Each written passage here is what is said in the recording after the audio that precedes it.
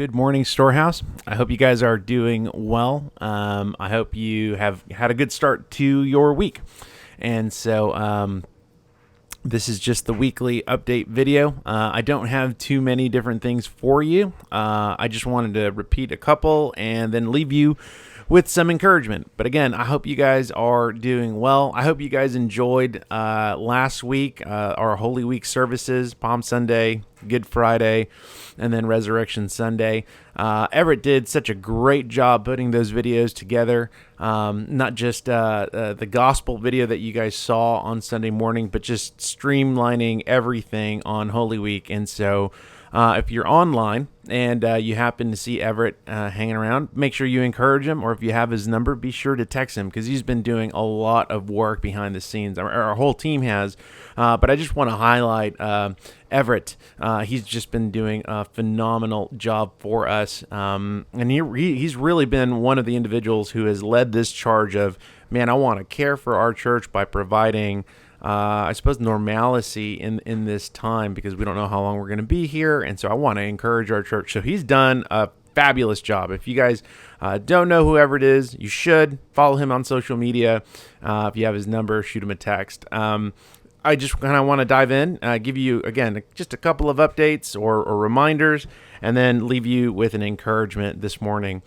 So the first one I have are the masks. I talked a little bit about this last week. I made an announcement on this on Sunday. But we do have mask requests. The city of McAllen issued a statement last week about requiring residents to wear masks and so on and so forth. And so we have a small group of volunteers that have been sewing masks over the last 2 weeks. And it was such a success that we actually had to close the request form so that they can catch up. And so if you know of anybody who's looking for masks and they're trying to get a hold of us, even though all the information is on the website, essentially we're just kind of putting a pause on that so that we could catch up to the requests that we've received, and in addition to that, create a little bit more. But if you would like to serve, which I would highly encourage, we need individuals who can help deliver the masks. I know Christina needs help writing prayer notes because that's what we additionally hook people up with when we deliver masks, or even going out and buying fabric. We have funds for that. It's not necessarily something coming out of your pocket. So buying fabric, because sometimes the lines are really, really long and it sets us behind. Blah, blah, blah. Email Christina at Storehouse McAllen, and she'll hook you up with all those details. The next one is what we're just calling 1 hour. I told you a little bit about this last week, where I'm writing essentially a small devotional on prayer, and I'm asking us to reserve 1 hour a week that is devoted and committed to prayer. And if you were ever a part of or ever visited these things that we used to call Night of Prayer, where we would walk through prayer for our church family, prayer for our city, prayer for the nations. That's essentially what we're going to be doing here. But I'm going to kind of walk us through some of these things. And this isn't going to be updated. This is just one big devotion on prayer. And I'll let you guys know on the times that I would encourage you to set time for prayer so that we could do it together. But you should get that next week. And in God's providence, this Sunday, we're diving back into 1 John, and we're actually going to be talking about prayer. So I'm actually really looking forward to that. That's where I've been this morning. And so, that's the 1 hour prayer and devotion.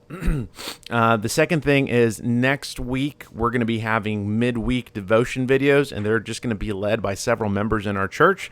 And they're going to be video based, and they're going to be posted on social media. So make sure you check those out. They're going to be released on Wednesday mornings. So I'm really, really excited about that. All that to say, that's all I have. Those are just a bunch of reminders. We're going to continue to monitor all these things. A bunch of theories are coming out about when, I guess, the stay-home orders are going to be lifted, when churches are going to reopen their doors. And so we're just trying to stay on top of that, monitoring the situation. And as that continues to unfold, I'm going to hook you guys up with thoughts and communication on what we're going to do. All that being said, I just wanted to encourage you from where I was this morning in my personal time, and that is Psalm 103, verse 10. And this is what the psalmist writes. He says, "He does not deal with us according to our sins, nor repay us according to our iniquities. When I first read verse 10, and that's just where I parked. I'm hoping to stay there this week. When I first read verse 10, it was really easy for me to read verse 10 and think that, that's the definition of grace, that we receive what we don't deserve. And then I could move on quickly. But I didn't want that.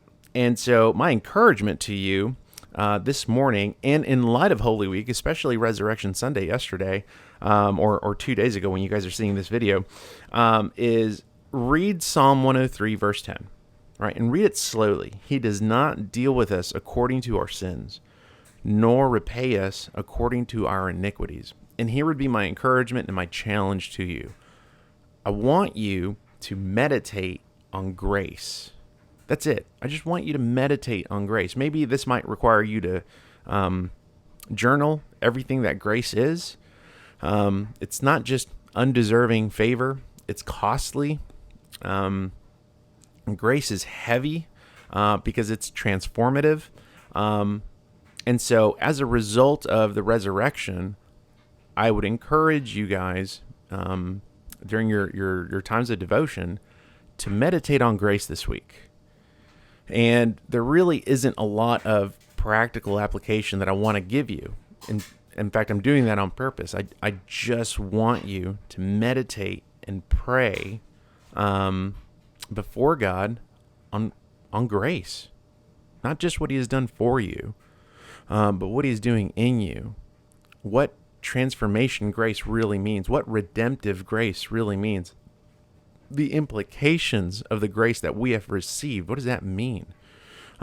Thinking through how you and I cheapen grace because we can read a verse like verse 10 and then move on fairly quickly. So let me just encourage you this week to meditate on grace.